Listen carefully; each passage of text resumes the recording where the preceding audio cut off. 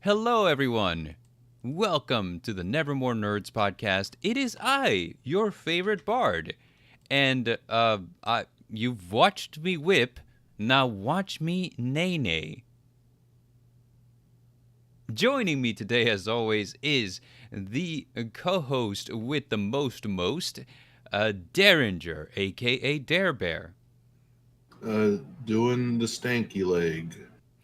And also, we are joined by not from 41, nor at 43, but 242. Hi. Hi. It's not doing the WAP. Not doing the That's WAP. that's Welcome. How y'all doing today? How you guys feeling? exhausted as usual. Yeah, same, Oh, same. I am very much exhaustamundo over here. I think It's I, I think I'm the first day in probably the week that I don't actually feel exhausted. must be nice. Oh, it's because I slept all Friday.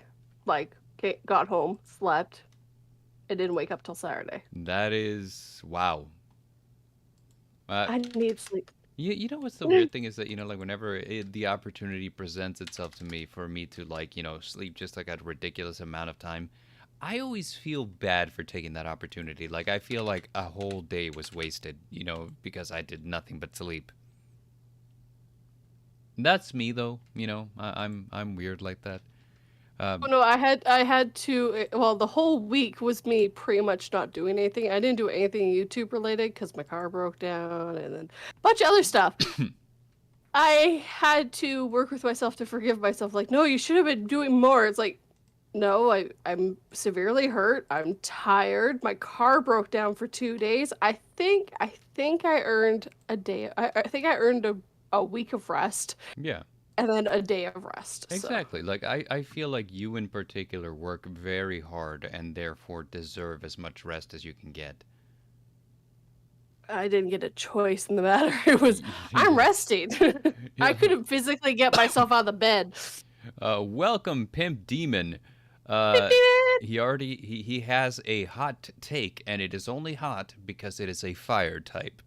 But that is a good segue to get us into our subject for today, which we're gonna be doing a. Oh no, why are you not working? Show me the tier list. We're, we were going to, but apparently we're not now. Thanks for Well, joining us. Goodbye. See you have a next good week. day, eh? Take care. It's nice seeing you all. This is the second live stream when I wasn't doing live streams this month. Yay! Nah, there it is. It's just OBS is really picky about like if you have a window minimized, they like to be jerks about it. Yes, they So do. yeah, Yeah, yeah. Streamlabs is the same way. Yeah, it's a nightmare, and I'm trying just to like survive here because I'm operating on like weird hours for myself and I don't like it. Um, but here's basically what we're gonna do today. We have There's just 27 starters from Generation 1 to Generation 9 of Pokemon. you're missing the starter. The starter? A starter. Pikachu is also a starter. Oh, Doesn't count. Pikachu and Eevee Pikachu both overrated. technically do count. However, being that they're mascot status, it's almost like you could technically count them for any game. Um, so and they specifically are only starters in like remakes of already existing games. So like Pokemon Yellow, and Yep. what's it called? Let's Go Pikachu, Let's Go Eevee. PA Nightmares has joined us. Hello, we are ranking Yay! Pokemon. So Starter. we are basically going to go down this list from Bulbasaur to Fuecoco. I don't know why Score Bunny's all the way at the end there. He's from Generation 8. So from Bulbasaur to Fuecoco, and we're going to just go down the list and say, where does this Pokemon rank? Now, the way that I have this figured is Dare, I feel, is passively acquainted with Pokemon, and he has opinions about them. 242 is a connoisseur of things adorable and cute, so she can rank them in terms of charm factor. And then you got me, who played Pokemon competitively from 2016 to 2018. So, And knows nothing of Pokemon. so And it was nothing. I can tell you which one of these were actually meta, for how long, and why. So that's what we're doing today. So my job is to rate on cuteness. Got it. Basically, I because can- I I figure can do you're that. you're probably acquainted with like two generations of these. So I kind of figured it would be a little unfair for me to be like, Okay. I haven't played in a very long time. My husband, on the other hand, has played every generation that's ever come out. So I Oh. know a fair amount about things here. Like Mhm. I recognize all of these. I already have one that I've actually played a few games and gotten a few of these starters since first gen, but it's been a while. Okay. I also see barbecue pork. Barbecue pork, in other words, tepig. No, his name's barbecue pork. I don't care what else you call it. That's his name. Is that what you call him? I mean, he's a kung fu pig. I called him pork chop. I think my husband called him barbecue pork. Alrighty, so that's what we fixing to do today. And everyone in the audience, whenever we reach a certain Pokemon, feel free to chime in. What do you think about this one? Like we want to know your opinions just as much as we're gonna tell you ours. So, for starters, let's start with the OG, with the boy himself, number 1 on the Pokédex. We have Bulbasaur. Smash. Or I mean S tier. That's what I meant. yeah, Bulbasaur, aka Cabbage Frog, as I like to call him. Literally every Bulbasaur that I have ever owned has been nicknamed Cabbage. That's He- fair. He does look like Evan's cabbage on his back. It Yeah. was Bulbasaur was like, if you were to like take the first 3 starters of Gen 1 and call them easy, medium, and difficult, Bulbasaur was definitely like easy mode because the first gym was a rock type gym and the second gym was a water type. Mhm. So I mean, Bulbasaur was like the beginner Pokemon in my opinion. That's true. Plus, I'm biased because I really like grass types, but Yeah. that's neither here nor Bulbasaur there. does have a reputation for being the easy starter for Generation 1 because he would get you through the first 2 gyms with an advantage. Yeah. I never realized that, but then again, I played yellow. Yeah. So. Well, Yellow put you through the first gym in hard mode for no reason. Oh, I know, it was so bad. It's like Oh you gotta my get your God. Pikachu up to level 17 before it stands a chance, because that's the level he learns Quick Attack, which is actually not effective against rock types, but it does neutral damage. So Yep, nope. I played yellow, and I actually got to the Elite Four. yeah. I mean, Before my game got once you get deleted. past like the first gym, I feel like the difficulty spike kind of levels out. But like that first gym was unfair, man. I was like, what the hell were you thinking? I'm like, You should have put it in the second or third gym, guys. know, But I'm they like- were just they're like, the thing about it is in this game it's like the anime, so you start Yeah. off with Pikachu, and I'm like, okay, fine, but put like an Oddish or something in the Viridian Forest. What are you doing? help. I need an adult. Exactly. Like, He's I just need gonna you die. to help me. Up until now, all we've run into are Rattatas weak against rock, Pidgey's weak against rock. What is it? Bug types, so like your Caterpies, your Weedles, weak against rock, and a Pikachu who has no effect with his Thunder Shock against Onix or Geodude. Why are you doing this to me? It's just like. I mean, I don't remember like, because in certain versions, like for example in the red version, whenever you reach Viridian City before the Ilex Forest, you can kind of take a left and you can find a Mankey in that patch of grass, and Mankey is a fighting type who would be super effective against rock types. So, like, I don't remember if Yellow did that, which at that point that would have been the one to take against Brock. But other than that, it was just kind of like the game developers were like, "You think we're being too hard on them?" It's like, nah, they'll be fine. Kids want to play with Pikachu. Let's just give it to them. That's not doing any other work. Yes, Bulbasaur is S rank to me as well. Yeah, He's okay. cute, adorable. Sweet. Yeah, And no, he's absolutely. Bulbasaur. I'm all for it. Bulbasaur, like here's where I'm going to show my bias, is actually my favorite starter. Uh, he he was the first Pokemon that I ever got. Whenever I got my blue version, first time I started out, I chose Bulbasaur, and I chose it because everyone said that he would be easy mode.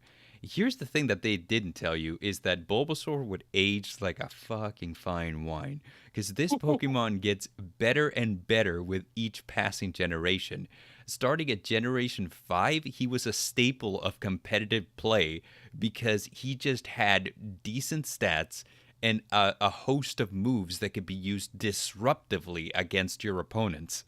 So, like Venusaur was just insanity. There's certain Venusaur builds where the idea is you're gonna max out their defenses, and then you're gonna give them silly moves like Leech Seed, so that now your opponent can't retreat. And every turn they're getting their health sapped by Venusaur, and Venusaur's just getting his health back. And you also give them moves like Giga Drain, which will suck a lot of their health out. And you'll also give him a move like Ingrain, which makes it so that he basically roots himself into the battlefield. Your opponent can't use moves to get rid of him, and every turn he will regain health from the ground. So you So yeah. he's gaining health from the ground and from your opponent. He ain't dying. No, he's not going anywhere. And if you want to be extra cheeky, you could also throw like a what do you call it? Like a shoot, what's the name of that move? Toxic. You can throw Toxic on him. So now your opponent's dying very quickly, and this Venusaur is not going anywhere. And all of this, so basically you had to carry like a Steel type around, which would be immune to the poison and at the same time resistant to the grass. So in my just my personal bias, Venusaur best starter. And I have, okay, let me rephrase that. I have 3 favorites, and those are the ones that I will insist go in the S rank. But Venusaur is one of them. aka Bulbasaur. Now, well, yeah, Bulbasaur, aka Venusaur. I'm also keeping in mind their growth and their moves and stats and whatnot. Oh no, we have to, they're starters. Yeah. We have to remember what they start as. That's what you're picking them for. You don't know what they become when you get this game. Come on. I mean, I do. I'm a Pokemon master. I've completed the Pokedex 3 times. I don't know what you're talking about. But yeah, no, yeah. So me personally, I think Bulbasaur, Venusaur, fantastic starter. Super excellent. Love it, love it, love it. So now we're moving on to the next one, which is Charmander. Hot take: he's overrated and B tier at best. That's agreed. I think he's we're just gonna catch like all the hate for this one because people love Charmander the way that people love Goku from Dragon Ball. It's like he can beat anyone. He can't beat anyone. I mean, you put his tail out, he dies. Exactly. But I still think he was a really good starter. The first 3 were really good, and it was always hard for me to pick. Mm-hmm. So, but I think he's A. He's so cute and adorable, and he just wants you to hug him and love him. And I remember the episode from the show where he almost died. Come on, guys. Yeah, pulling at my heartstring doesn't win Pokemon battles. It does for me. All that said, I feel like the biggest problem with Charmander is that it's almost like you got jebaited, right? Because everyone that knew that he would eventually become a Charizard was like, oh man, I get to raise like this little baby fire dragon from the start. But the thing is, he never got dragon typing. I don't know why. Yeah, he was fire flying, which means that he's 4 times weak to rock. So, and he's weak to electric, so like there's all these things that he's weak to. And of course there's water and there's I don't know if his fire typing cancels out the weakness against ice that he would have as a flying type. It stands to reason that it would. But I don't know. Pokemon typings are weird sometimes, so it's possible that it doesn't even do that. I started with very little all these different things, and now they got more like fairy and all, like. Yeah. Well, there's only been like what is it? I think 3 types added, which were dark, steel, and fairy. Yeah. Yeah. But they went back and added more types to ones. They did. There's certain ones that got new typing. And a lot of the times it was the normal ones. Yes. So like a lot of normal Pokemon became fairy types. And normal and something else. yeah, or normal and fairy or what have you. Like the biggest examples being Jigglypuff and Clefairy. Both of those became fairy types. The only other one that I can think of that was like a retcon typing is Magnemite and his evolution, Magneton, because both of those became steel type starting Generation 2. So yeah. But that said, I think Charmander is okay. I mean, like the flash factor, like the ooh, this is a cool Pokemon. Look at how cool he is. Like the idea of you have like a fire breathing Pokemon that fulfills a 10-year-old's power fantasy very easily. It doesn't hurt that he evolves into something really cool to look at. However, I think that of the let me think, of the original 3, he definitely was overhyped. Like everybody thought that he was a lot better than he was. There was a lot of just matchups that he would just outright lose because of his typing, whether that be like, so for example, he would lose at Cerulean Gym. He would lose at Pewter Gym, so that's the first 2 gyms. And he technically, depending on how high you had leveled him at the time, would technically still lose at the 3rd gym, which is the Electric Gym. So, it ends up being this thing is like, dude, like that's 3 gyms. Like Bulbasaur was good against the first 2 and technically against the 3rd one too, because electricity is not super effective against grass. So it's just kind of like, we're in a weird place now. But You're hurting the little dragon. Why are you hurting the wannabe dragon? Come on, he's so cute and little, and he just wants to hug you. Oh, I'm sure. I mean, I'm here for the cuteness. Yeah, you're here for the cuteness. So cute rank, that's an S. So, like viability, I do have to say this, and this is getting more into the meta knowledge of the game. But eventually, they did give him 2 mega forms. Yes, which and one is dragon. Yeah, which arguably made him a lot better. Because if you go with the fire one, he gets just like a good passive ability that powers up all his fire moves, and that's just solid, And if you go with the dragon one, well, now you have a new type, and like that plays really well into the equation. So that's a later thing though. That started with like Generation, I think 6, I think that was what X and Y was. But it was very down the line because they didn't have these things. Yeah, this is on the latter half. Pokemon with Edge Pokemon. Yeah. I mean, what? It is on the latter half of the what do you call it, Pokemon timeline, where he gets these new abilities, new moves, etc. So, I think Charmander is pretty cool. I definitely liked him better as a kid, as a more seasoned connoisseur of Pokemon. I'm sure you eating Pokemon. I'm sorry. Well, Magikarps are allegedly very tasty, and apparently Slowpoke tails are a delicacy. That's in universe lore, but yeah. Neither here nor there. But what I'm trying to say here is, it's just, there's fire types that do everything he does, but a lot better.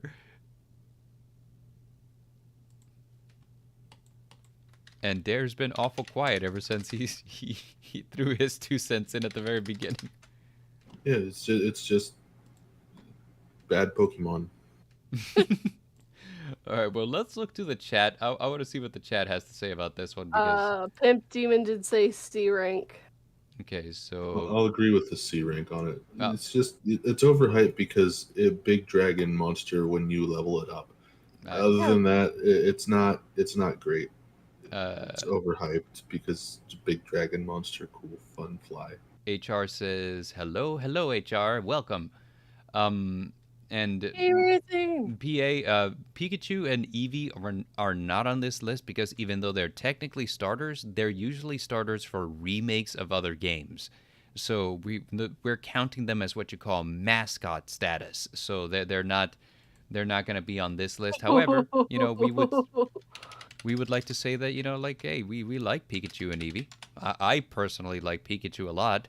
Um, Eevee, it depends on the evolution, but that's not Eevee as a base though is pretty OP because what can become anything you want. yeah. Eevee can become anything you want, and it's Apparently, hair raising there is if Charmander is lower ranked than Bulbasaur, he's going to lose it.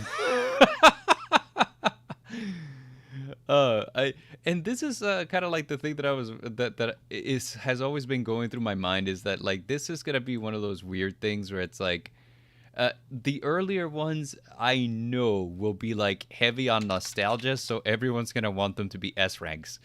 Um, You're not wrong. yeah, You're really not wrong. I don't think that Charmander's as good as Bulbasaur. That's just me, and there's no way to be nice about this, but I honestly think that Charmander is an A rank. I mean, he's better now than he was when he was first released. When he was first released, I mean, he was just a magnet for like rock type moves and stuff, But hey, like, it's a Charmander. Boom, boom, boom, boom. yeah, it's like there's a Charmander. Quick, use Rock Throw or use Rock Slide. Anything that could learn Rock Slide knew how to knock out your Charizard in one hit. It was bad, man, and it felt bad because as a Pokemon player, I wanted this to be a good Pokemon, but just. He's okay. Cuteness factor will get him very high. So Charmander definitely an A rank, solid Pokemon, like really really good. And Hair Raising is about to flip his table and head towards you since you guys live in the same state. All right. So before he gets here and I meet my end, how about we talk about Squirtle? Also, we should say hello, Big Daddy Stone. Welcome. Hey, Big and Daddy apparently, Stone. He loves Snorlax. He's even got a tattoo for it. Nice. Yeah, Snorlax is one of my wife's favorites. She has this story how her grandpa used to call her Snorlax in a very teasing way, and she used to be really upset by it because she was a child and he was just being a mean old man. With all that said, we're moving on to Squirtle. And Squirtle, what do you guys think? Medium mode for Pokemon Gen 1 games. Mm-hmm. Not bad, not great. Turns into giant turtle with guns on back. And A rank. I think A rank as well. He's cute. And especially when you remember the episode where they had the turtles with the glasses. Yeah, it's adorable. Okay. So here's one that I'm gonna put out there for you guys, and you guys can Google search this because it's actually kind of hilarious. This is a newer thing in Pokemon Sword and Shield, which is the latest generation that has been released. Yeah, there's a new one coming out again, too. So. Right. So Pokemon, a certain Pokemon had what's called a Gigantamax form. And it would make them look different whenever they entered it. Gigantamax Blastoise is one of the most hilarious things to look at because it feels like it was drawn by an edgy 13-year-old. Gigantamax Blastoise looks like the freaking Death Star. And it is... They gave Pikachu back fat Pikachu that way, didn't they? Yeah, they did. They brought back fat Pikachu. But by the way, that Pikachu that I talk about on my computer, it's fat Pikachu. Nice. It's original Pikachu. I also have skinny, but I do have original fat Pikachu. Yeah, and I love Pikachu lost weight over the years, man. It was weird. It's because they were trying to get healthier. I guess, you know, like that was a huge push for Pokemon Go too. I think it's like, hey, get outside, touch some grass, and I was like, okay, and they're like, not that No. oddish, let that oddish go, and I'm like, okay.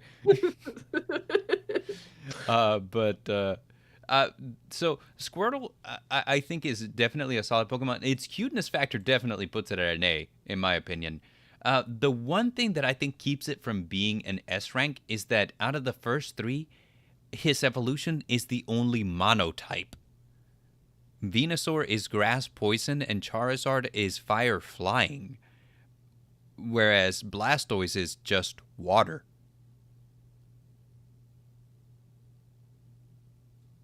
As a matter of fact, I'm going to put Charmander behind Squirtle because being just water only opens you up to the weaknesses of water, whereas being fire flying opens you up to the weaknesses of flying in addition to fire. So, but yeah, I think Squirtle's definitely just a step above Charmander. And I hate to be like this because, you know, here's the thing. Look, if this had been like 10-year-old me making this list, it would have looked something like this. Right?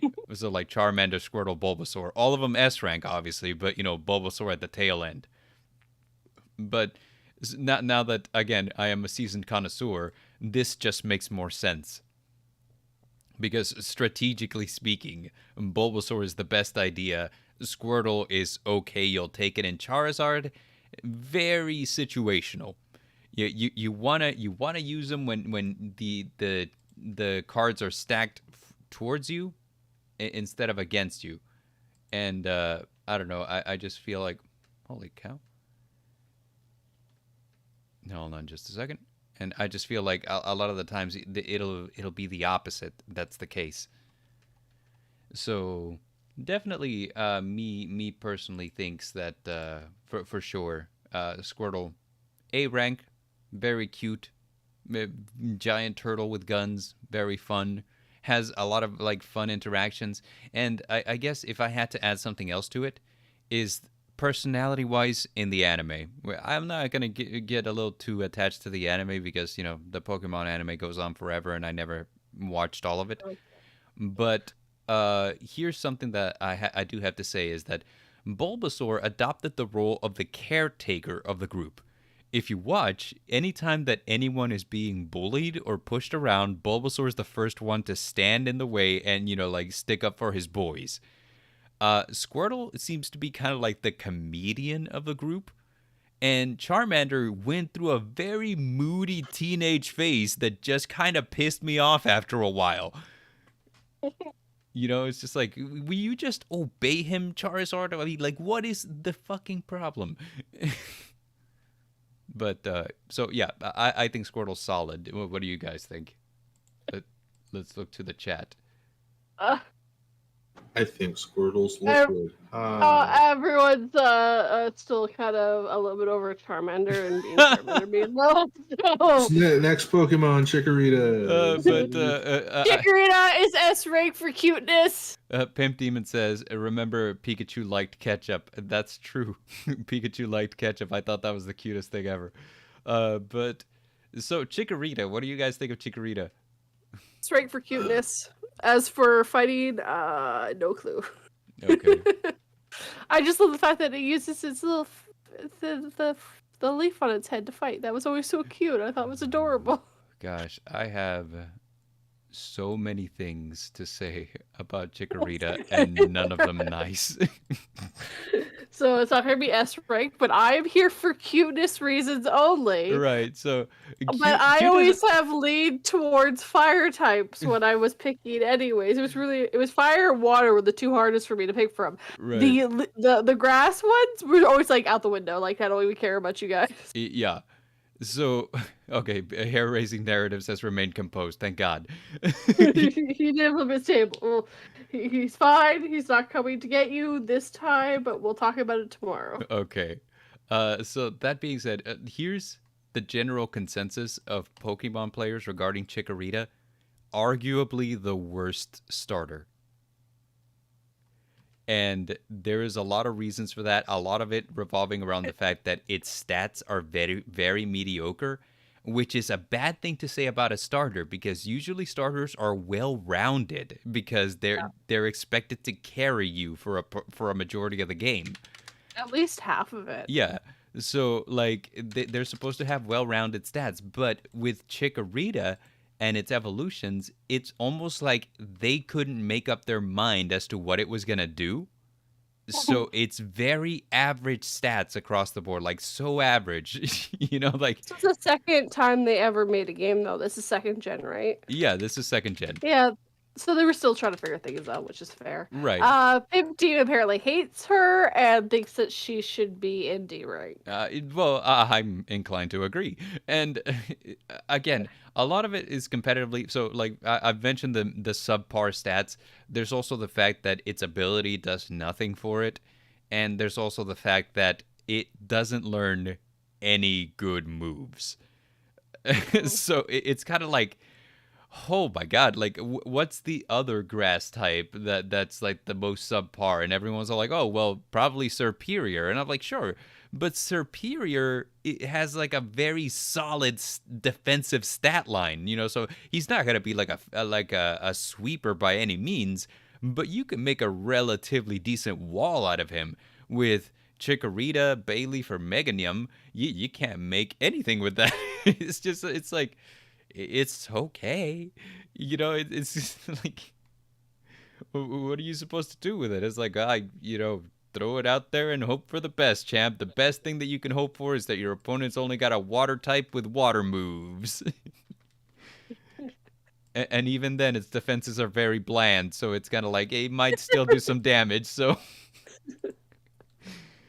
So it's just kind of like, and if we start looking at other things, like, for example, let's consider shiny Pokemon versus non-shiny Pokemon. It's even got an ugly shiny. So it's just... I've done that a lot, though. Oh my god, there's been some really ugly shinies. There's been some really ugly shinies, and Chikorita has one of them. So it's like, I don't know. A lot of people... Again, I am here for the cuteness. As for cuteness, she is S rank. As for fighting, it sounds like she's D rank. How's about you, there, Dare? It's cute, but I mean, I gotta agree with Pimp Demon. It's horrible. That's the only grass starter I didn't start with because it's horrible. Okay, so we're gonna put we would put it in D. I would say put it at the top of D. Okay, so moving on. Only D Cyndaquil. so far. Cyndaquil. Apparently, PA absolutely hates Cyndaquil. I think Cyndaquil is adorable. It's got a little explosion coming out of its back. It's got a happy face, but I would say it's like an A or B for cuteness. Yeah, I would agree. Cuteness-wise, fantastic. Only catch regarding competitive play is that it's got okay stats, but it's like it doesn't have the moves to back them up, or like any moves that it can use with those stats. And that sucks. The last thing about it is that it has what do you call it? It's a monotype, so it's just fire, which is a kick for nowadays. It is okay, like there's nothing wrong with it. It kind of limits the amount of weaknesses that you have, but it also limits the amount of advantages that you have. Yes. He has a new version, like in Pokemon Legends Arceus, they released like the Hisuian Cyndaquil, or the Hisuian Typhlosion. I think Cyndaquil is still the base. But I don't remember what the typing is on that one. I think it was a ghost. So it's got like interesting typing. I don't know anything about the stats because I haven't finished the game because I'm a busy guy. Yeah, so competitive wise, that's what I have to say about it. So PA hates it. Pimp Demon said it was really good. I think competitively it's okay. 42 says it's really cute. But lower cuteness, it gets an A or a B on the cuteness. It's not high. You thought Chikorita was really high. I'm starting to disagree with you. Only for the cuteness, because she uses her little leaf to fight, and it's adorable. Again, I am here for cuteness and nothing else. All right, there. But I do love how he smiles. We're gonna give you the final say on this one. Well, what's the verdict? I'm not a fan of the second gen starters. Like maybe B, high C. I don't like Cyndaquil. So we got a bunch of people who did kind of like it. So that was Pimp Demon 42, myself. So like the detractions are coming from you and PA. So I would have agreed with B, Okay. but Well, given that it seems to have more likers than detractors, I'm gonna put it at like bottom A. yeah. It's Yeah. the better of the three because I mean I really hate Totodile. Like Oh, Totodile is F tier, but you don't have F tier. we about to start hating on Totodile? Okay. So let's talk about Totodile. What we got about Totodile? What's bad about Totodile? It um, looks stupid and it smells. it looks like it's going to come to bite you, but it's going to be like one of those like puppy bites, so it's not even going to hurt. You're just be like, really? That's what you got? For cuteness, I'm gonna go with B rank. There are cuter ones out there. It's still pretty cute, but yeah, I've heard that second generation starters were absolutely horrible. They really weren't though. I will say this. They were all monotype. I think maybe Meganium I think was probably like a grass poison. That's usually a thing, but I wouldn't be surprised if it was just straight grass. But yeah, I mean competitively, nothing to write home about. Nobody uses for alligator. Nobody like Yeah. talks about for alligator. But here's the thing: nobody hates for alligator. Like they hate Meganium, where they're like, "What the hell was even the point of this?" So I would say Totodile, cuteness wise, I probably would put him at a B. However, I think C is probably. You know what? Nobody hates him, so yeah, probably at a B. I think would be fine. Middle of the road. I I might, yeah, middle of the road. I didn't even know who those two Pokemon you said were until it like I had to like sit and think for a second. Who for Oops. alligator? Yeah, for Alligator and Meganium, I don't even know. Okay. So just a quick look over the chat. We have PA said that he hated him, but yes, the Hisuian Typhlosion is Fire Ghost. Um, let's see. So yeah, B yeah, says empty and says B. So that's where we at. So let's talk about the next generation because this was actually my favorite generation of Pokemon. It probably still is. I haven't stopped to reassess where I'm at, but I loved Generation 3. I thought Generation 3 just fucking nailed it. So starting off with our grass boy Trico. What do you guys think about Trico? for cuteness, I'm sorry, he's like a C. He's not that cute compared to the rest. He's a lizard. Yeah, he's just not cute. Yeah. It's just not cute. I have to say that the thing about Trico is that he's like an ugly duckling. Because he does not look Oh, good yeah. for starters, but oh my gosh, as he evolves, he looks fucking awesome. So like right now, it's like, oh, it's a tree gecko. Well, that's kind of creepy, but as he starts evolving, you're like, wait, he's like a lizard dinosaur. This is dope. Again, I'm basing it off of the pictures that I have here because I don't remember. I don't know what half of these things evolve into anymore. Okay. So, got any opinions on Trico, Dare? Sceptile's pretty cool. Yep. I think that's his final form, right? Yeah, it is Sceptile. Yep. Grovile's kind of cool. Trico's, it's like a gecko. Geckos are kind of cool. Here's what I liked about. Give it a high B. Yeah. Away. No, that's perfectly yes. Here's what I like about Trico is that, gameplay wise, strategy wise, he was the first grass starter that was physically offensive. So like for example, Chikorita, like we said, had no stats to speak of, and Bulbasaur was a very defensive tank. Sceptile had like that leaf blade move where he would just like walk up to water types and fuck them up. And I was just like, I love that. So I think Trico is pretty cool. He's definitely one of my more liked ones. I would probably put him just slightly over Cyndaquil.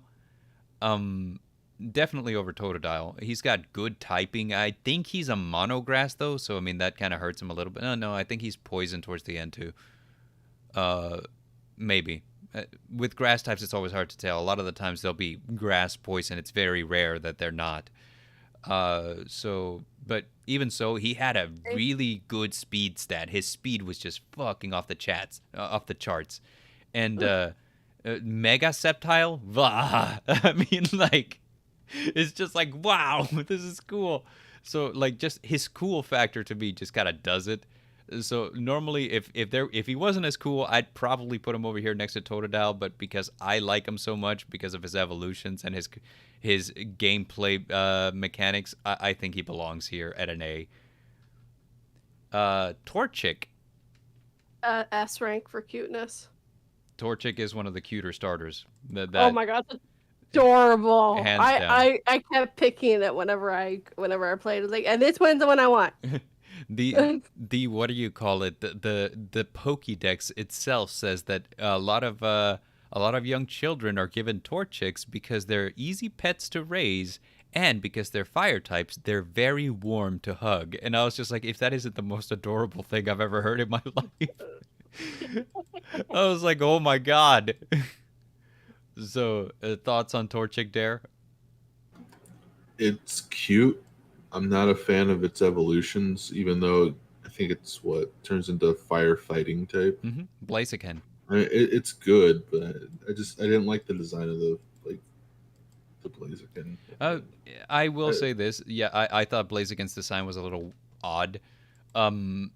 Here is the gameplay aspect of Torchic and his evolutions is Blaziken is very well liked.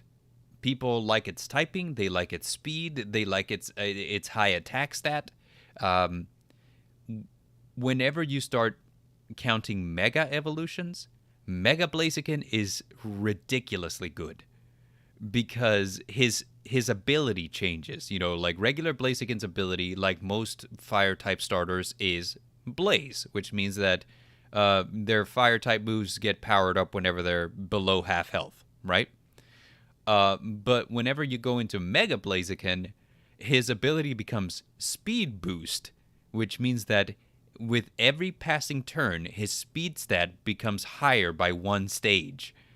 So think about it this way. Blaziken's already fast, but whenever he gets one speed boost underneath him, the chances that anything's going to outspeed him becomes 0. And he keeps doing it every turn. So even if you try to start hitting him with moves that would slow him down, you're going to have to fight very hard to get him down to your level because it doesn't help. So a lot of the times what'll end up happening is you'll lead with Mega Blaziken, you'll get one speed boost out of it, you'll one-hit KO whatever came out first, and then the next Pokemon to come out is probably not going to survive a move and would have to try to hit Mega Blaziken first. However, because the speed boost, now he can't do that. So you can't even chip away at him after a while because it's like he's always going to hit you first. So I think Torchic, like Bulbasaur, is definitely an S rank. Just gameplay-wise. And let's check and see what everyone says. Pimp Demon says Trico is overrated. Let's see. S tier for something else. Yeah. He hates it, but the abilities and versatility can't be ignored. Still won't use him. Yeah, so I mean, just ability and versatility plus the cuteness. Yeah. Well, at least by his baby form. His baby form is super duper cute. Yeah. Yeah. Starting with Combuskin, he gets a little weird looking. I always nickname my drumsticks because, you know, a fire chicken. So, I heard you like Mudkips. I love Mudkip. He's adorable. He's S tier just because I love him. He's S tier. Adorable. Yeah, Mudkip is really cute. Weird thing, I didn't like him at first. I thought that, you know, like between Trico and Torchic, I thought Mudkip was the less good one. and my opinion has completely changed. Now I think that Mudkip is definitely one of the better designed ones I have ever seen. Kind of the turtle, which is for the next tier, if they had put that one with this one, and like just for the design, I wish all three of them were like kind of those roundy looks to them. They would have been like even the bird would have worked really well with those three together. The I don't remember any of the names. The lizard guy really threw off, like, for the design of the three. He looked really weird. Yeah, Trico compared to, like, Torchic and Mudkip, because Torchic and Mudkip have a softer look to them, whereas Trico looks really jagged. Yeah, I gotcha. But if they had put Trico in with the next gen and put the turtle for the next one in, if they had switched those two, those three would have looked better, and I think Trico would have looked a little less out of place. Right. But yeah, like we'll get to those when we get there. So opinions. I just was looking aesthetics. So aesthetically speaking, we like Mudkip. We think he's cute. Adorable. He's so cute. Look at those little cheeks. I just want to squish them, but I feel like they're electrical. No, actually, Mudkip has a very, very advantageous typing of water ground, which means that his weakness to electricity is completely negated. Yeah. Wow. Lucky bugger. That said, that makes him 4 times weak to grass. So. So the lizard's gonna totally kick his butt. Oh yeah, no, like in a matchup between Sceptile and Swampert, it is not a question. I mean, like Sceptile will win. Firstly, he's faster. Secondly, his typing is just advantageous. So it's just like, yeah, no question here. I'd like Swampert. I think Swampert's really cool. I think Swampert was one of the first starters who got a unique move, which was Muddy Water. Which Muddy Water was a really cool move because not only did it deal water damage to your opponent, which he would get a same type attack bonus for, but it also had the chance to lower their accuracy. So if you keep using Muddy Water on an opponent, chances are, if the battle goes longer than you intend for it to do, which is easy to do with Swampert because he actually has some very beefy stats, eventually they're just gonna have a hard time hitting you. Muddy the water, deal with it. Yeah. And that's before we even get to what is arguably my favorite Mega Evolution, which is Mega Swampert, which I recommend that you guys look him up because he looks like he walked out of like a Gold's Gym after like a year of being trapped in there, doing nothing but exercising and drinking protein drinks. Mega Swampert looks dope. He is swole. He is swole. He is a big, swole, beefy boy, and I love it. So I think on this one, it's safe to say Mudkip goes in the S rank. We like him. Yes, he's adorable. Yeah. Pimp Demon says, yeah, Mudkip, he would put Mudkip in A tier. He thinks he's pretty good. So now, to talk about the turtle that 242 was bringing up, this is Turtwig. Turtwig. Yeah, Turtwig. Turtwig is my favorite starter from all the generations. I love Turtwig, Grotle, and Torterra. Yeah. They're just, like, Venusaur was cool with, like, the giant palm tree thing, but, like, Grotle has, like, a whole, like, forest on his back. Yeah. Well, they're different things. PA Nightmares and Pimp Demon both agree that Turtwig should be S rank. I don't disagree. And here's the thing. This generation that we're on right now, which is Diamond and Pearl, had one of my favorite starters. I mentioned earlier that I have 3 that are my absolute favorites. This generation had one of my favorites, and which is why I often overlooked Turtwig. However, going back over the years, I've come to realize that Turtwig is a very solid Pokemon, and that's speaking regarding the what do you call it, his stats, which are relatively defensive. You know, he's got like some offense in there, but for the majority, he's built like a tank in the same vein as Venusaur, except Venusaur does it better. But Turtwig has also one thing going for him, which he's a ground type as well. So whenever he becomes Torterra, he's a grass ground type, which is a really interesting matchup. I don't remember if that cancels out his weakness to fire. Let me double check real quick. Here we are, Torterra weakness. I don't know why Google's asking me if I'm a robot. Okay, so no, he's... Are you a robot? He's still... Well, I don't think I need to dignify that question with an answer. But he is... That's a yes. He is weak to fire. He is weak to bug. He's weak to flying, and he's 4 times weak to ice. So it doesn't negate his fire weakness. However, you know, it's still an interesting typing. It gives him what in Pokemon battle terminology we call stab, which is same type attack boost. And you want stab on powerful moves. So Torterra has stab on one of the strongest ground moves there is, which is Earthquake. So, you know, like literally, so everything will take some damage from Earthquake, and usually a lot of damage because it's a strong move. And now Torterra has a stab bonus to it.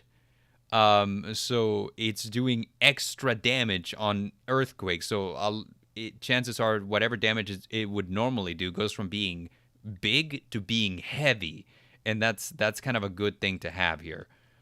So I'm gonna just go with the crowd on this one. Turtwig really solid. He's an S rank.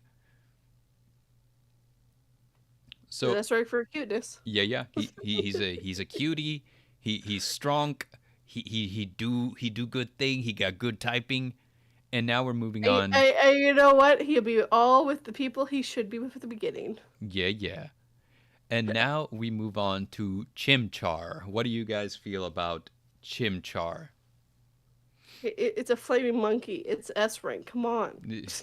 I agree with you, but for different reasons.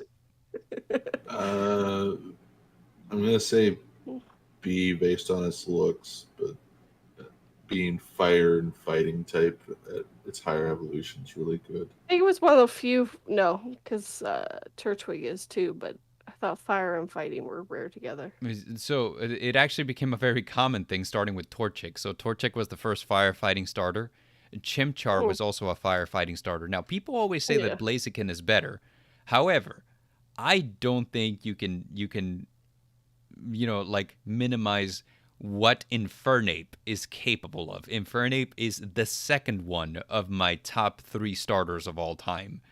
Infernape is just so freaking good, and people will disagree with me. This is my take on it, but here's the thing. You have one way to build your Blaziken. You have like 6 different ways to build an Infernape.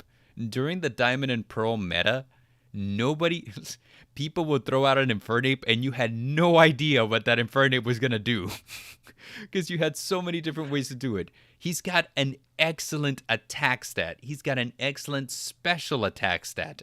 So, like, the way that I compare those for people who are not in the Pokemon know, an attack stat's like if you punch something. A special attack is like if you can use magic. So Infernape has both of those. He's got the good attack, the good special attack, and he's got speed coming out the wazoo. So this thing was fast, and it could mess you up 10 ways to Sunday. And that would be fantastic on its own. Before we get to his move pool, so the availability of moves that he had at his disposal, and he could learn so many things. Like, it was ridiculous how many different moves Infernape could use, and how many moves he could learn and use proficiently. So, like, a lot of the times people would, there was whole forum posts where people would be like, okay, it's turn 1. My opponent sent out an Infernape. What can I expect? And people are like, okay, so if he sent out an Infernape first, he's probably got what we call a lead ape. But chances are that he's also got like a different kind of ape, an ape that's there to set up, so he could have like a baton pass ape. And like, if you saw an Infernape in the middle of the pack, it would be like, okay, he's probably what we call a revenge killer. You knocked out one of his allies, so now he's coming in to just knock you out too. You had like your physical sweepers, your special sweepers. Infernape, you could do a lot of things with Infernape, man. And for me, that's kind of like a couple of things. Firstly, I didn't like his first or second stages. I thought they were kind of dorky looking. Infernape, I thought looked really cool. Fire Monkey, based off of Goku from the tale of Journey to the East. The Monkey King. And just all the stuff he could do, man. Infernape, S-class. Put him above Torchic. Torchic's cute and all, but Infernape is just dope. I don't know. He's not cuter than Torchic. No, by no means. But probably for versatility purposes, yeah, he would be S rank. He would basically. I know it's rare to be able to put a Pokemon on in a battle and not know exactly what you're about to face. That is rare. Yeah, so it's really weird because I mean, like every Pokemon has like almost like you can almost like narrow them down, pigeonhole them into their specialty, right? Like, so for example, with Venusaur, you're about to go into a grind game because Venusaur is going to sit himself down and not move. That's what he specializes in. But, he's just going to sit there and look at you and going, your life is literally mine. Yeah, but Infernape, it's like the moment one hits the field and you weren't expecting him, now there's a number of different things that could happen and you're just like, we joke about Yu-Gi-Oh being a fast-paced game. In Pokemon, you basically design your team so that you can send something out and OTK without having to switch. And like if you are forced to switch, whatever you switch into needs to OTK as well. So like that's basically what made Infernape such a wild card. It's like, I don't know what the hell I'm facing here. Like, is he gonna knock me? Why would he send it out if he couldn't? But Infernape's weird because he can pivot really well. So it's like, I don't know. But that's me gushing about Infernape. So moving on. A penguin. Yes. Next up is the one that we call Piplup. Lace Picaria. Duh. Yeah. He's a water type. The water type for Generation Diamond and Pearl, which I think was Generation 4. Yeah, I think we're on 4 now. Yeah. So what are you guys' opinions on Piplup? He's adorable, but again, there's a problem. All stars are pretty adorable. Yeah. I'm reminded of that one quote from the Detective Pikachu movie. I don't know if you guys have seen it. I have. But there's like the detective girl who's like, okay, you got me. I'm not a real reporter. I write Pokemon like click articles for like a tabloid website. These top 10 Pokemon are the cutest. Hey, news for you. They're all cute. It's just like, yeah. Yeah, that's fair. Yeah. At least the starters are. Yeah. Yeah. For cuteness, S, but I don't know how good it is as a Pokemon, so. Okay. Well, what's your take on Piplup, Dare? What was Empoleon's other typing? Steel. He wasn't just water steel. Yeah, that seems pretty good. Don't know how good it is. I really liked Piplup because he went from being cute little penguin into like heavily metal Piplup Knight King God of the realm. Yeah, Empoleon. So like Emperor. Yeah. So yeah. Water Plus Steel. Penguins are just great. I love penguins. Water Steel, a very, very, very good defensive typing. And Empoleon has the stats to back it up. He's not going to be like Venusaur levels of tank, but he's got a very good flex game. So, you don't see him very often on like ranked ladders, but he's not unheard of. So like it ends up being kind of like this thing where it's like, yeah, like you can build a decent Empoleon, and so he's got pretty good moves. He's got a pretty good attack stat. So I mean, it's like, yeah, if you wanted to, you can. A lot of the times, he'll be kind of like a pivot Pokemon. So like, like you're trying to do some setup, and your opponent knocked out one of your Pokemon. You can pretty safely send out an Empoleon and know that he'll tank a couple of hits, giving you time to prepare. So I would say probably. Let me think. Competitively speaking, definitely like a B. Not terrible. Very middle of the road. Cuteness wise, Piplup I think is one of the cuter ones. So what would you guys say to putting this one? Probably, I don't want to put him in the same place as Totodile, but like above Cyndaquil. Yeah, probably there. All right, we're on to Generation Black and White, and starting with Snivy. For cuteness, C rank. Maybe even D. No. We don't like Snivy. No, I don't like the look. Then again, I'm sorry, Dareinger. I don't really like grass types normally. I find them kind of bleh. Look at that smug look. That smug snake. Like, I know, I catch fire any moment now, and there's nothing you can do about it. Mm-hmm. I don't even know what this thing evolves into. I didn't play after Pokemon. He evolves into something called Serperior. That looks fucking awesome. It looks Snivy, pretty awesome. Like, he turns into just like a giant snake, gilded snake. Yeah.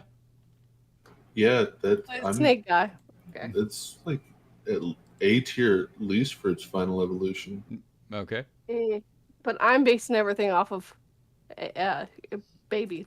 Yeah. And it's all about the baby. So baby wise, you don't think he's cute. Dare thinks that final evolution looks pretty cool. Game wise, it's a grass type. So yeah, he's a straight grass type. There's no secondary typing. Game wise, he doesn't learn any good moves. And I think that's like his downside, because he has a decent enough defensive stat lineup that he could have been a good tank. But it looks like they do the grass dirty. Yeah. So a lot of the things, like a lot of the arguments that you'll hear is like, if somebody says, I could run Serperior, the argument becomes like, well, if you're going to do that, why wouldn't you just run Venusaur, So you got that. And if people say that, well, why wouldn't you just run Venusaur? Oh, simple, because, Serperior isn't weak to Earthquake. Yeah, but Serperior also doesn't have like the same recovery skills that Venusaur does, So he's not terrible. I mean, he's definitely got a lot of potential. And the problem is Pokemon has this tendency that they don't like update older Pokemon to have newer moves a lot of the times. And if they do, a lot of the times it's not easy to get those newer moves onto them. You have to go through the breeding process so that they learn it via lineage. Oh, jeez. Yeah, so it's kind of a... You will be sitting there hatching Pokemon eggs for days until you get the one with the right stats and the move to use them, So the fact that they come out of eggs some days is kind of funny. Yeah. They're all lizards. All of them come from eggs, even the mammals. It's weird. Yeah. So he's not a bad one. I mean, like he's okay.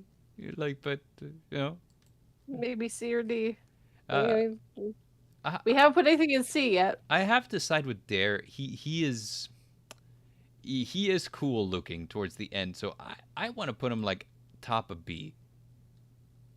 Like the only thing that's killing me on him is that he doesn't have like a lot of good moves. That's really about it, because the stats are there, but like there's nothing to use them with. Put him with Totodile then. Yeah. So Totodile might bite him. We're moving. Yeah, he might bite him, but like Snivy's got type advantage. So we're moving on to Tepig.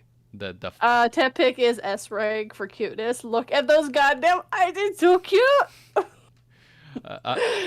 Barbecue pork. I love that meme where somebody's playing Pokemon Black and White, and They started with like a tepig, and tepig evolves into a giant pig, you know. Yeah. So it's kind of hilarious because there's an NPC that you talk to, and he's like, "Oh, you and your Pokemon look alike." It's like, well, firstly, my Pokemon's a giant pig, so fuck you. So, Call me a pig. so that's something that happened. But what are your thoughts? You say that you think he's very cute, S rank cute. What about you, PA? Oh my god, he's so cute. PA and Yeah, Dare. PA. What do you think, PA? What do you think, PA? We give PA a little bit to respond. PA, tell us what you think. What's his final form double typed? It's firefighting, like Blaziken Yeah. and So Infernape. are all fire types going to be firefighting from here on out? No. No. Although we skip one, you go back to it, and then I'm not sure about this guy, but yeah, I know the cat's fighter too. No, the cat is not actually. That was surprising because when he was revealed, we're like, is this another firefighting he's type? A fighter. He's got the fucking fighter look. He's got a fighter look, but he's fire dark. It's weird. Oh, okay. So this is the last fighter then. No, I didn't say that. No. Okay, is it the giant guy at the end there with the mouth open? Is he a fighter too? We'll talk about it when we get there. Anyway, so what do you think, Dare? What do you think about Tepig? I don't know. I don't really care for the pig dude. Mm-hmm. You don't like barbecue pork? Oh, it's just so mean. No, I've always hated fire types with a passion. They're just like garbage in my opinion. Me and Derek cannot be friends because fire is. You guys have been opposites from the very beginning. I know. I'm all about fire. Water was always my second. Grass could just burn. I shift between grass and fire. I generally look to see if the fire type appeals to me, and if it doesn't, I go for the grass. Except for Generation 1, I went for grass in the very beginning. However, if they ever... It looks like they do the grass dirty, so... If they ever make a fire grass type, brace yourself for all the 420 jokes. Yeah, that's fair. Like, brace yourself. Like, oh my gosh, that would be a lot worse than the ooh-woo saster that happened last time. God. But anyway... so Dare doesn't care for it. 42 things that he's cute, S rank. We are waiting to see what PA says. Doesn't buy souls. He says nothing yet. He'll catch up to us. Embor is whatever. I mean, he's a firefighting type, and it's just kind of like, yeah, but Chimchar and Blaziken can do it better. So I mean, like, why would be? He's slower.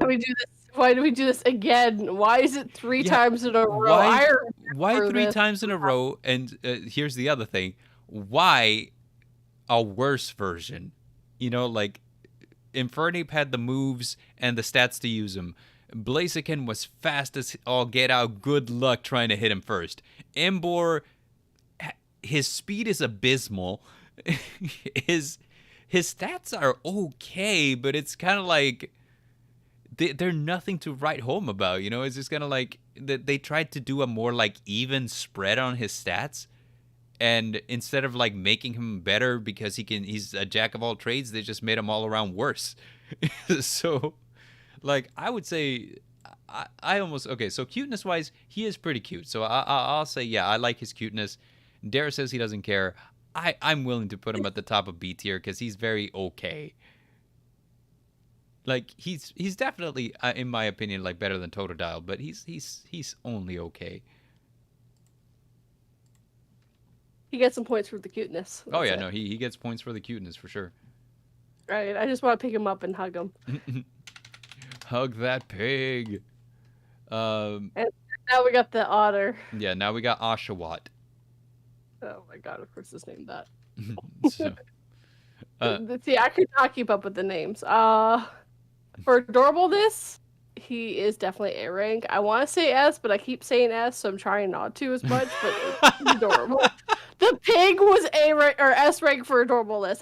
The mouth being open like that is just like, I love you, kind of like that gets S rank, man. Yeah. But. So you're thinking A rank for Oshawott. we're just adorable. Look how cute he is. He just wants to give you a hug. Look, he just wants to give you a hug. What are your thoughts on Oshawott, Dare? It's okay. I mean, it's another like penguin. It's an otter, thank you. An otter. It's a penguin. It's not a Lace Bucaria. It's an otter. It just wants to hold your hand as it floats down the river. It's adorably cute. Here's the weird trends that we have with Pokemon, right? So water, so Squirtle, a mono water type. Totodile, a mono water type. And then we have Mudkip and Piplup, which break the mold, and then we're back to Oshawott, a mono water type on Final Evolution. He's got decent stats, and he learns interesting moves. So I mean, he's definitely an A rank.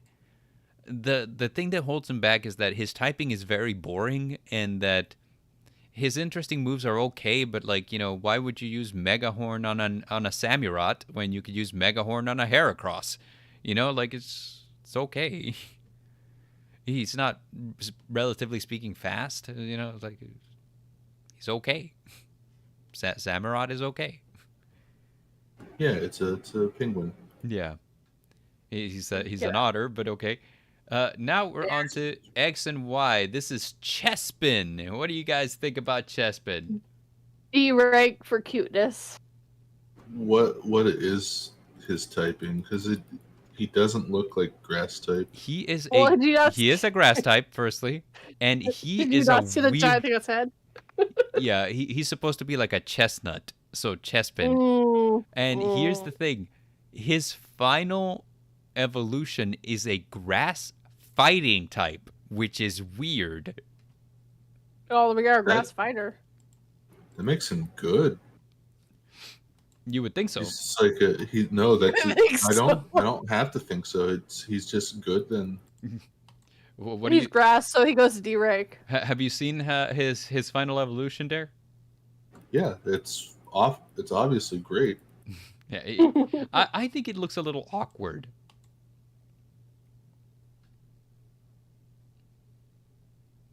Yeah, but I mean, he's fighting, so he's good. I think that he would have been really, really good. I mean, the typing is interesting.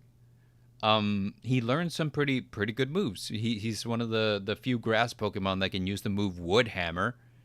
I think the thing that's holding him back is that they didn't make him fast. And a lot of the times, if you have a fighting type Pokemon, speed is key. Because you want to use that heavy attack stat to take down as many things as possible before they can lay any damage to you.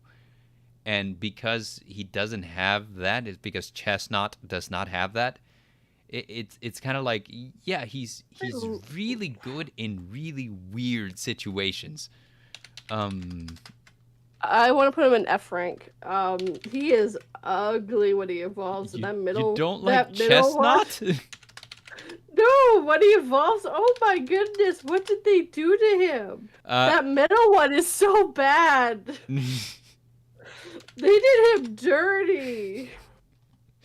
F rank for cuteness. I would argue that that Chespin, the base form is really cute, and that Chestnut could have been really good. The middle stage, yeah, I thought it was why?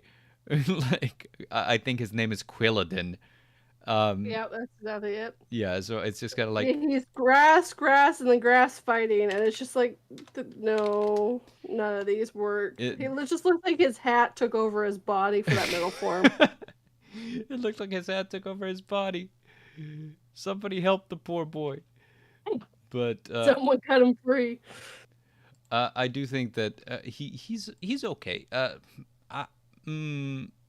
Above Totodile, above Snivy.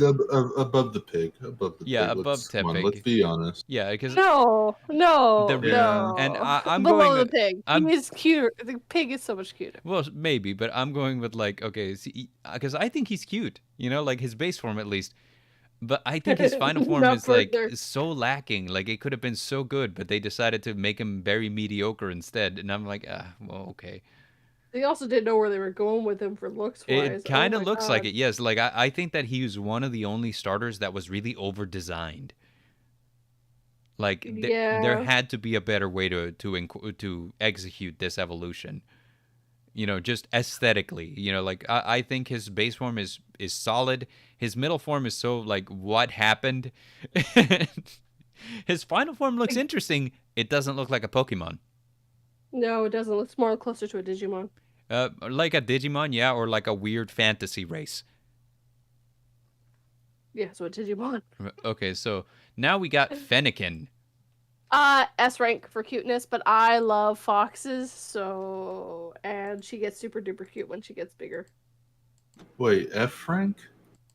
I think she said S rank. I said S rank. I thought she said F rank, and I was like, that's like the first fire starter that's actually cute. No, I said S rank. She is adorable, and as she gets bigger, she's even more cute. It looks kind of like a different version of the Vulpix? Not Vulpix. Yes. Yeah. The fire one. Yeah. Ninetales. I really like Ninetales. So do I. The final evolution on this one is a fire psychic. Which I gets bonus points because I love psychic. So yeah, no, S rank all the way. I'm willing to put this one higher because it is cute, and its middle stage is cute too. I thought its adult stage looked a little awkward. Well, it's like they try to put her into a dress. Yeah, because here's what I'm going to say design-wise on X and Y. They were trying to go off of D&D archetypes for the final evolution. So, Chestnut is supposed to be a knight. Delphox is supposed to be a mage. And then Greninja is supposed to be a rogue.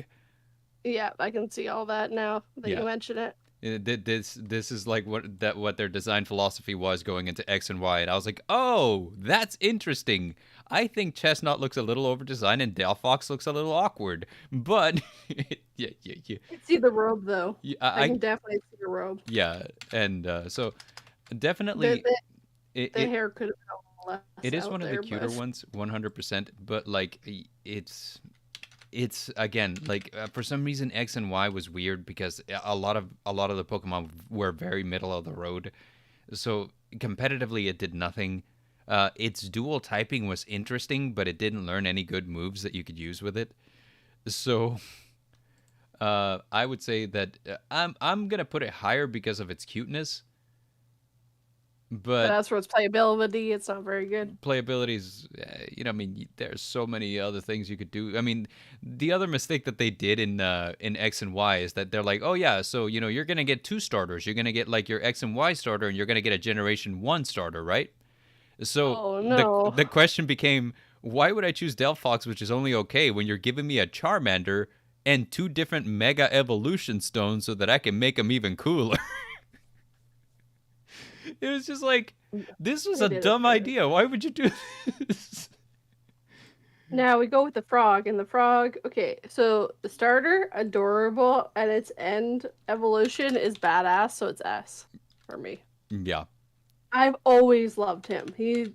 Once I saw his end, I was like, yes, please. I will take this water every time. So what do you think about Froakie and Greninja, Dare? He is a frog. Mm-hmm. Yeah. So frog out of 10. Frog out of 10. Frog out of 10. So that's a 10 out of 10 to me. Okay, so you guys are about to hear me gush again because this is the third of my favorite starters of all time. Greninja is freaking amazing. And there's so many different reasons why. Like Infernape, Greninja is just an all-around MVP. Firstly, I think a couple of generations before this one, there was a concept installed into the game called a hidden ability. So every Pokemon comes with a base ability. However, through breeding and other methods, you can get your Pokemon to develop a hidden ability. And the hidden ability was usually a lot better than the base one. So Greninja's hidden ability is one of the best things that there is out there. It's called Protean. And the thing that Protean does is that Greninja's type will change to the last move that he used. So people would put 4 different moves that in a cycle were not weak to each other on Greninja. So Greninja would use a move, his type would change, and suddenly his weakness was gone. Oh, jeez. Yeah, so That's smart.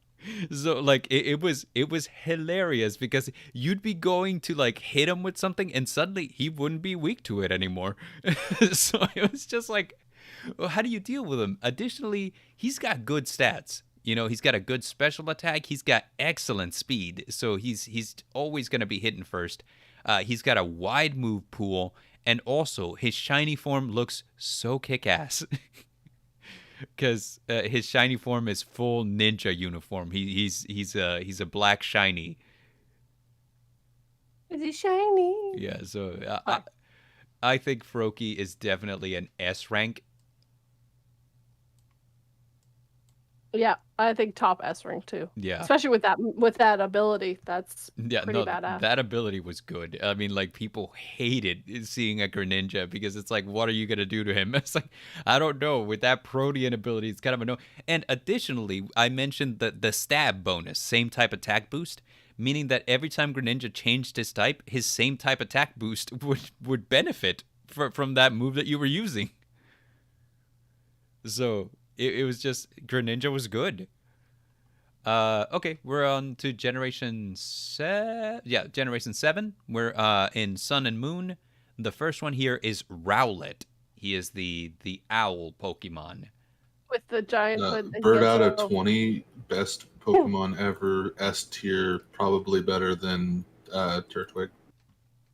I agree with S rank on that for cuteness. I do love the bow tie. Like, oh my god, bow tie. Come on, that's adorable. Yeah. So, Rowlet is an interesting one because stat-wise, he doesn't have bad stats. He actually has some pretty good stats. He learns some pretty interesting moves, and his final evolution is a Grass Ghost type. Which is yeah. Wow, that's really cool. And so, you know, like I think Sun and Moon was a limited meta because you couldn't get all the Pokemon into your Pokédex. But you know, that being said, you would often gravitate to like the more popular competitive variety. But even so, you'd still see people using their Decidueye, which is the final evolution, who is a Ghost Robin Hood archer owl, which is just the coolest thing. But yeah, so I mean, design wise, he looks cool. He's got interesting moves. He is one of the few starter Pokemons that learns a Pokemon specific move. So only Decidueye can learn this move, and I think it was Spirit Shackle. Which was a cool move. You know, like it's nothing to write home about technically, but it's interesting that he can have it. So yeah, I think Rowlet is definitely one of the better ones, one of the topper ones. So but it starts with a bow tie. Yeah. And he is adorable. Yes. So and he keeps it for 2 evolutions. And he goes through his emo phase. Yeah, Dartrix. And then it grows up and becomes a badass. Yeah. So now we're on to Litten. Okay. As for when they start, super duper cute. I hate what it evolves into. I don't like it. It's a cool typing, but you know, I don't like the look. Here's another thing. This one, the 3 of them were all designed on a theme, just like the past generation. So in the past generation, we had D&D archetypes, right? This one, it kind of has like an archetype of folk heroes. So obviously Decidueye is the Robin Hood. Incineroar is supposed to be a heel wrestler. So like even in the Pokédex, it says that, you know, that Incineroar loves to show off, loves to be boisterous. You know, he's got a bad attitude. He loves being the bad boy. but it also says that he secretly loves it when children admire him. I would not have been one of them. I don't like the look of them. Incineroar also has his own Pokemon-specific move, which is called Darkest Lariat, and it is something that only he can do, and it is a fun wrestling move. Yes, because he's definitely a wrestler. He should have been fighting type, but they only did that because they did it too many times in a row. Well, the reason they made him a dark type is because dark type in the Japanese version is called like the evil or like the wicked type, right? They changed it to dark for the American release. And so the reason, so usually dark types, they're not like evil, but they fight dirty. And since he's a heel wrestler, you see, he fights dirty. Yeah, he fights dirty. So, Got it. What are your thoughts on Incineroar, Dare? Incineroar, pretty good. I don't really like that he's a pig. Like, the pig fighting aspect of Incineroar is just kind of like, why? Incineroar is a kind of... He's actually a tiger. Incineroar is a tiger. Oh, I thought you said Incineroar. No, you're thinking of Embor. Oh, okay. We're past that. We're past Embor. We already finished him. We're on to the other one that looks like a fighting type that's actually a dark type. Yeah, this is Incineroar. 2 out of 10, I'm allergic. Allergic to tigers? Yeah, to most cats. Here's the thing. I used him during my play of Sun and Moon. I liked him. I will agree that there's better ones. He's definitely better than Fennekin, but he's definitely below Trico. So I think this is like the perfect place for him right here. And the next one, I absolutely hate. I hate what it evolves into. I hate what it starts as. Nobody likes Poplio. It's a clown. It's a goddamn clown. He's a good boy. So girl becomes a woman at the end. You got and here's the weird thing about it is that like obviously his final evolution is very feminine looking. However, the ratio of males to females is higher on the male side. 75% of the time, a Poplio will be male. Very rarely is it ever female. Well, it's because it's a starter. Yeah. Most starters are like that, though. Yeah, so that's like just a starter thing. So it's just he's a very flashy guy. So look, when we started this, there were no genders, and then they decided to make Pokemon have genders. Starting Generation 2, yeah. So because you can reproduce. That was why. Dang right. Unless you have a Ditto, and then you can do whatever you want. Yeah. Dittos do whatever they want. $20 make you holler. You know what they say. Anyway. Ditto be anything you want with those little eyes. Ugh. Anyway, so like going back to Poplio, again, folk hero, the thing. So you got your Robin Hood, you got your heel wrestler. This one's supposed to be a pop star. I can kind of see that, but it definitely looks like a clown. It looks like a clown, yeah, like a performer, right? Yeah, like I can see where they were trying to go, but it definitely came off. It's especially as it starts with that big round nose. Oh yeah, no, absolutely, and like the frill around its collar, Yeah. Yeah. No, they missed the mark on this one just because they started in the wrong spot. Yeah, so it keeps that big round nose for 2 generations. And then all of a sudden it's supposed to be a pop singer. It's like, no, I'm sorry. It's a clown. Like, it's a clown. It's a clown. So yeah, we got the starters for this one were Decidueye, Incineroar, and Primarina is the final stage on Poplio.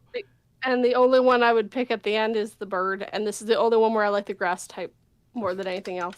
Hello, King of the Canadian Hill. Hello, I am King judging things according to cuteness. Yeah. Be sure to tell us your opinions on any of them, King. We are heading towards the end here. Nobody liked Poplio either. I gotta be honest with you. At the very start of this generation, he was very largely a meme. Yeah, I remember that time. He got better with time. He was one of those that gained Fine wine. Yeah, gained really interesting abilities as they went on. I think Primarina's hidden ability was really good. It had it has fairy typing, which is strong against dragons. And additionally, it had like the shimmering aria move, which was just solid. It was really good. So like competitively speaking, it's okay. I think design wise, I'm with you guys. I would probably put it towards the bottom. Yeah, let's put it in C rank. How's that sound? We actually will have something in C. I'd put it by Totodile. Yeah, so I got it at bottom of B, right next to Totodile. Because I don't see this right away. So okay, Seal. I'm watching the live stream, so gotcha. Seals are great. So we're on to the next generation, which is Sword and Shield, and our which first. I think the bunny's supposed to be with that. He isn't is. it? For some reason, the tier list put him there, and I don't know why. But Well, why don't you move him? I did. All of these get D ranked just because of Swordbird and Shield Word or whatever the names are. Oh my god, yeah. Everything is D ranked just because they're in this Nothing game. even to deal with the Pokemon. It's just Swordbird and Shieldword or whatever their names are. Sword Word and Shield Bird, yes. I'm not going to get their names right. They don't deserve it. Now, here's what I have to say about Sword and Shield is that it had a lot of really weird design choices. However, as a Pokemon game, if you had told 10-year-old me that a Pokemon game would have all the features that Sword and Shield had, it would have blown my mind. Because Sword and Shield was just like really pushing towards being next gen. I don't think they quite nailed it, but damn it, did they make heavy strides. I mean, they did good. So, like, it is a solid game. Some of their design questions, Swordward and Shieldbird, we could talk about it. Like we could take it or leave it. But No, I'm not liking how any of these change. so Like, let's and we're gonna get into that. The meme. So Sword and Shield takes place in the Galar region, which is heavily based off of the United Kingdom. So the idea here is each one of these, their final evolution is something that represents that. So Grookey, the grass type, ends up looking like a big drummer at the end, Rillaboom, and that's to make note of the punk rock movement that happened in the 80s in England. So and came over here. the Ramones, the Sex Pistols, etc., etc. So yeah, that's basically what Grookey is supposed to be. They missed the mark. They made him look really weird. Yes, Yeah. I'm not getting punk rock out of this one. I'm getting kind of like No. like weird metal vibes. It's weird. Yeah. No, that's closer to metal than would be punk. He needs more like. There's something missing, definitely for punk. Maybe a little more color even, because yeah. I like his initial evolution stage, like so the baby It is form. cute, but it definitely takes away. He from just that. keeps getting worse with time, and gameplay speaking, he is a colossal disappointment. So, I expected so much of him, and they gave me nothing. I was like, God. So C rank, maybe D. Like he's cute when he starts, but he sounds like he just ends back poorly. What are your thoughts on Gorilla Dare? I love the gorillas. They're pretty good at the whole like virtual band thing that they do. They're pretty good at the beats. I did name my Grookey after the drummer from the Gorillas. Not gonna lie, like whenever I first got him, Take him into my city. yeah. So I was like, nice. So yeah, I'm like, he's he could have been so much better. He's our first C rank because just the amount of disappointment. Yeah, and then what's the next guy? This one's called Sobble, and his final form. His final form is supposed to be a spy. He is James Bond, the Pokemon. No. He looks like he's trying too hard to be a mudkip. Yeah. He does look like Inteleon. The thing that people said about Inteleon is like, why is he giving me bedroom eyes? Yeah, no, he looks like he's gonna John Connery everything. I mean, what? Yeah, it's just Mm, it was not. I mean, like I remember we were all very excited whenever the Gen A the Sword and Shield was being revealed because we thought that the starters looked really good, But like whenever we got the evolution spoiled, we were like, oh, that's not as good. yeah, for cuteness, I would stick with the bunny over everyone else. But yeah, no, these are all disappointing. All their Yes, evolutions are so disappointing. Sahabo is, in my opinion, a C rank too. He's very okay. Inteleon, if you know what, I'm gonna put him at top of C because Inteleon Yeah. at the very least had really good speed stat and a move that had a tendency to crit very easily. So Oh, yeah, no, that would definitely help. yeah, so he wasn't a lost cause. He just and his shiny was so ugly too. It was just like, why is he magenta? Why? That just makes it worse. And then, of course, the bunny next, which So C rank. Score Bunny, Score Bunny, and his evolution Cinderace, which is supposed to be a soccer player. Is that what that's supposed to be? I thought it was supposed to be one of the guards. No. So Like, Cinderace, like every fire Pokemon has like their own little fiery gimmick. Like for example, Incineroar has like a championship belt around his waist, like a wrestling championship belt, and he shoots fire out of it. But Cinderace actually like kicks pebbles and using friction turns them into fireballs. And so he's like playing soccer with fireballs. I mean, come on, who wouldn't do that? I know I would if I could. Yeah, so Oh, here's all their in-betweens too. Yeah, no. I still think C rank. Like, seriously, none of these are that good this whole generation this for generation, starters. No. the starters on this generation were extremely hit or miss. Uh, They were all mostly missed. miss. But here's why Cinderace is actually a hit. Is because his hidden ability, Libero, is actually very good. You remember what I said about Greninja? His ability changed his type. Yeah. Yeah, same thing basically. Libero does more or less the same thing. So I'm gonna put him at bottom of B because firstly, Score Bunny is cute. Cinderace, not so much, but his hidden ability is good. So, as in between is just as bad. So yeah. Now, for these last three, this is the new Pokemon game, Scarlet and Violet. These haven't, the games haven't been released yet, and we haven't had the final evolution spoiled for us. Okay. So for cuteness, S rank across the board. They're all really adorable. Like all of them are so adorable. You got any opinions on Donald Duck? There. Disney's not going to be happy out of 10. Fair. He's got the sassy wing out. Like, come on, that's adorable. So I think that these are supposed to be based off of like the new region's supposed to be based off of like the Mediterranean, kind of like. I see like Italian duck. Italian black hair slicked back. I just realized we have this out of order. He should be at the back of the line. Quickly, Quaxley, use of the water gun. Use of the hydro pump. Exactly.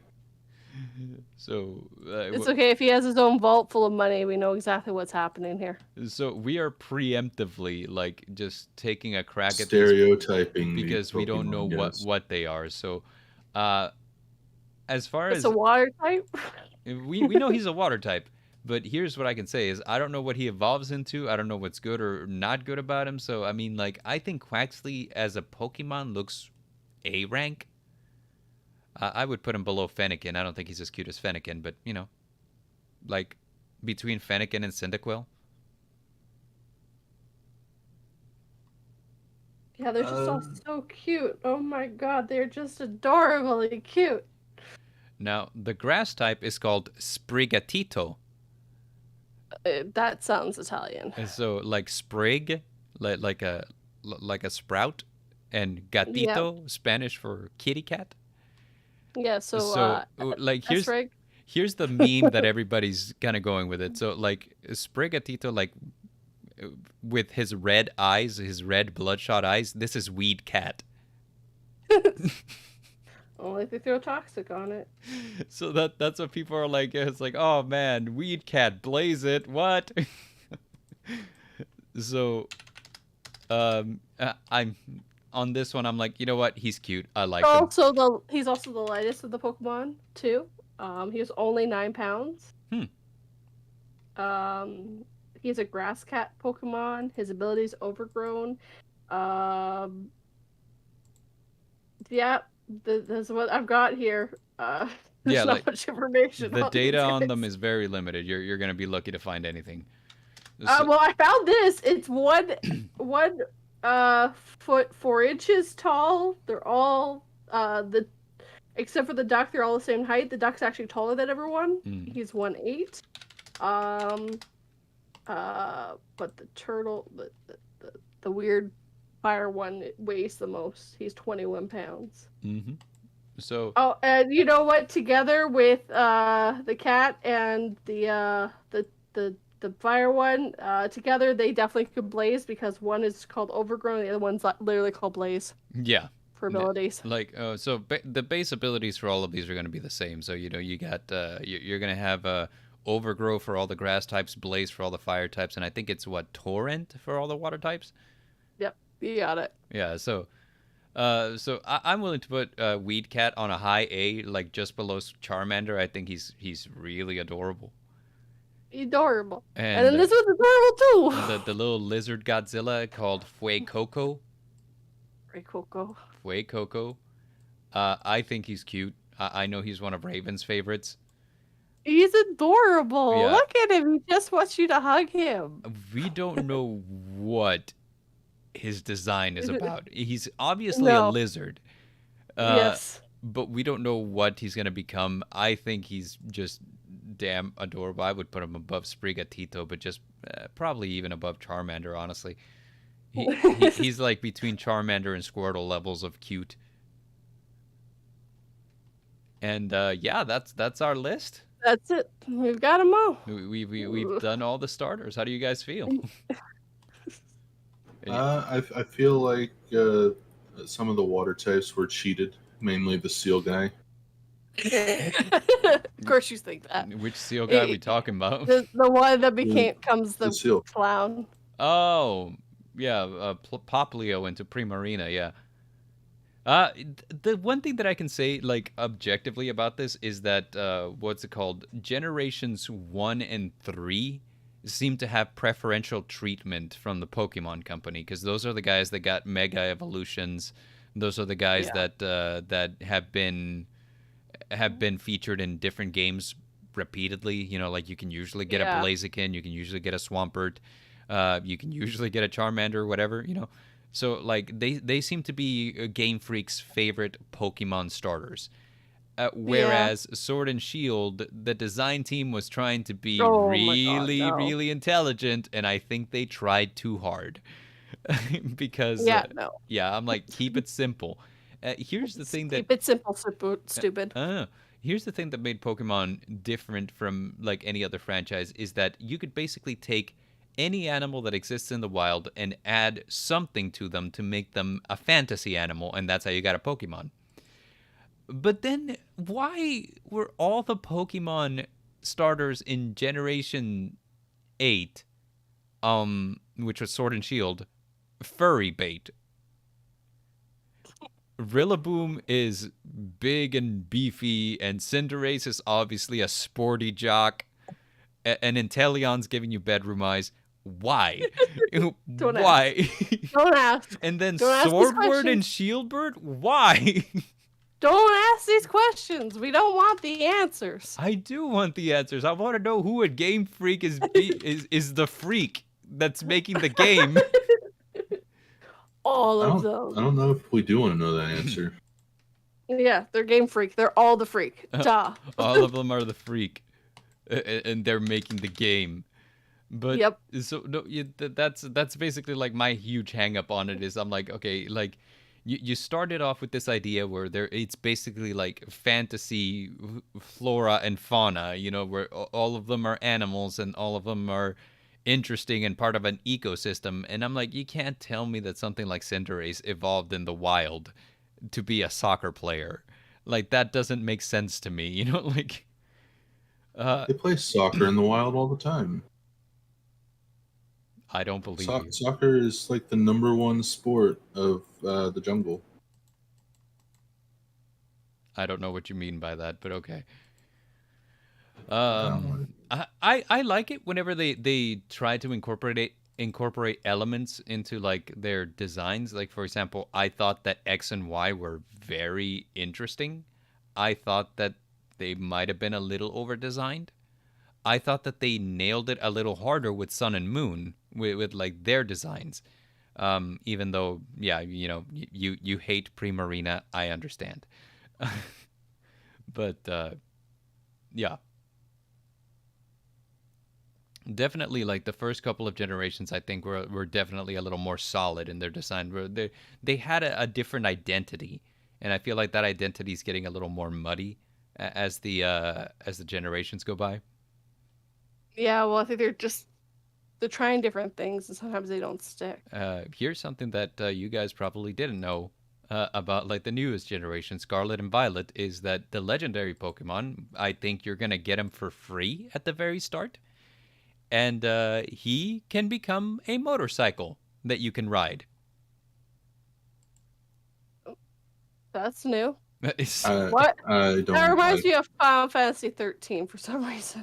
It reminds me of Yu-Gi-Oh! Yeah. For known reasons. I understand the Yu-Gi-Oh reasons. I also understand Final Fantasy 13 because when you summon Shiva, for some reason Shiva's a motorcycle. And also two beans. Yeah, like the Shiva sisters, they're two different spirits, but like they grabbed together to make a motorcycle, which to me was like, what? But then again, well, all of them became things. All of them did become things. You're right, because what's it called? Like Odin was like a horse. It was a six-legged horse, which makes sense because it's Odin. Right, and Alexander was just like a moving castle.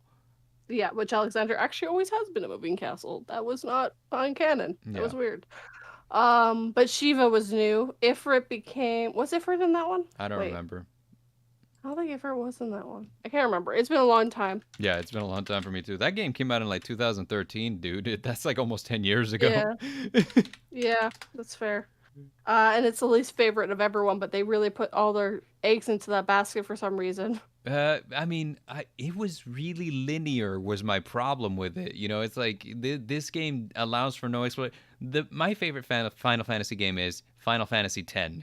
And in Final Fantasy X, you could explore at will any direction and get lost if you wanted to, But eventually, you would find your way back to the plot.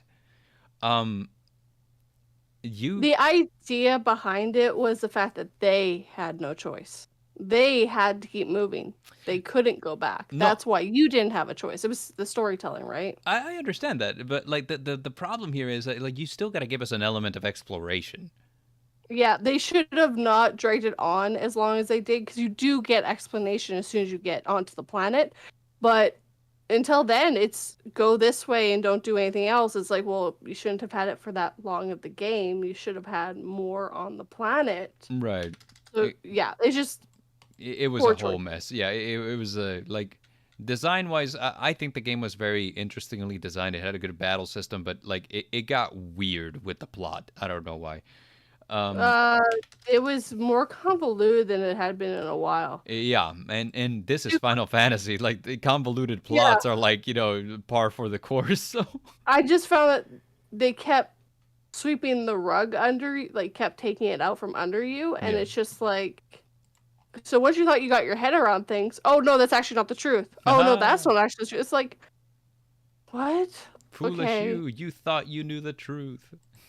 Yeah, exactly. And then you find out, just the fact that basically they were being used to bring a god back. Like, okay. It was alright. I mean, like, I didn't hate it, but it also wasn't my favorite. 15 was just supposed to be 13 all over again, basically. Yeah. Which is why there's a few words that are used the same, is because that was words. But once they realized 13 Bond, 15 became a thing. So Well, that's why there's similar words that they reuse that they don't normally do, and that's why. Once you understand that, I found 15 really good, and like it was that one you could explore anywhere you wanted, which they definitely made up their problem there. yeah, I think that if they had combined them, that kind of probably would have solved both problems for both of them. Yeah, Yeah. but it got changed halfway through, so they did the best they could. There was some really cool storytelling. The fighting on that was pretty cool, but I mean, I didn't like the ending, but I don't like sad endings. That's fair. I'm not going into it, but yeah, no, I don't like the ending because it felt. I just don't like when you feel like you're forced. You didn't actually get a choice in anything. That's definitely how it felt. Yeah. But Pokemon-wise, I think that You literally have no choice in Pokemon. You have to go from point A to point B. You explore as much as you want, but at the end, you must be the champion. Unless your nephew restarts your game on you. Yeah. I mean, they're supposed to have like a pretty simple plot, but you know. Yeah, well, they're for kids, right? Well, I mean, you say that, but like I'm not gonna play the newest one like I always do. But you know, that's neither here nor there. That's different. That one was meant for more adults. Was it? The one where you went back in the past? Oh no. Although that's a horse of a different color. I was talking about like the newest one, Scarlet and Violet. But I will also play what's it called? I have also played Legends Arceus, which was nice. I liked it. I feel like it did a lot of things right. It did a lot of things different, but I didn't think that they were wrong. I think Pokemon needs to change a couple things. It's been the same since the 90s. It needs to be changed. Yeah. It needs to be updated. I haven't played I haven't played that one, but I did play Pokemon, not Go, but Pokemon Let's Go Pikachu? Was that it? An Eevee? Let's Go. Yeah, the one for the Switch where it was basically Pokemon Go on your Switch. Yeah, it was super fun. I had so much fun playing it. And now I have said that I have finally beat Yellow because, again, my nephew restarted my game on me as I was fighting the Elite. I was about to get to the Elite Four, and he restarted it. Yeah. I never picked the game up again. That was days of my life gone. If there is anything to say about the tier list as I'm looking at it, is that it looks like more often than not a starter is a good design. Yes. The only look wise. Yeah, like because if you notice, there's only 3 that we decided were below average. Yes. Yeah, so and that's more because of the looks than anything, except for the very bottom one. I think that was adorable looking, but apparently she don't play good. No, she don't play good. Not one bit. But yeah, that's all we had for today. So I want to say thank you to everyone who showed up to check us out, to say what's up, to watch us argue which Pokemon is best Pokemon. But yeah, like thank you guys. And what's it called? Sure. No matter how angry you get, don't flip that terrible hair raising narratives. Yeah, I know. Sorry. Like it's everyone has their favorite Pokemon. We're not always going to agree. But let's see. Yeah, so I want to say thank you to everyone who showed up, which we had hair-raising narratives, we had Pimp Demon, we had PA Nightmares, we had King of the Canadian Hill, we had. I think it was it. No, we had another gentleman who was here, and I don't remember the name. Oh, Big Daddy Stone. Big Daddy Stone. That's right. We had Big Daddy Stone. So yeah, thank you guys for coming to argue with us about Pokemon. And did we have any announcements there? Not that I know of. You got any announcements, 42? The only thing that I've been really announcement is that my channel finally got monetized. Woo! Hell yeah, son. That's what we talk about. We get monetized over here. We making them monies. Them making Benjamins. Pennies. The pennies. Oh, No, pennies. pennies. We making them Lincolns. And not the good Lincolns. We're making the... We're making the really cheap Lincolns. We're making the cheap Lincolns. The link is that we don't even have in Canada anymore because we don't have pennies in Canada anymore. Yeah, that's a smart idea. But anyway, let's do the here and there. Thank you everybody for joining us with the Nevermore Nerds. We'll be back next Sunday, and once you join the collective, you can leave Nevermore.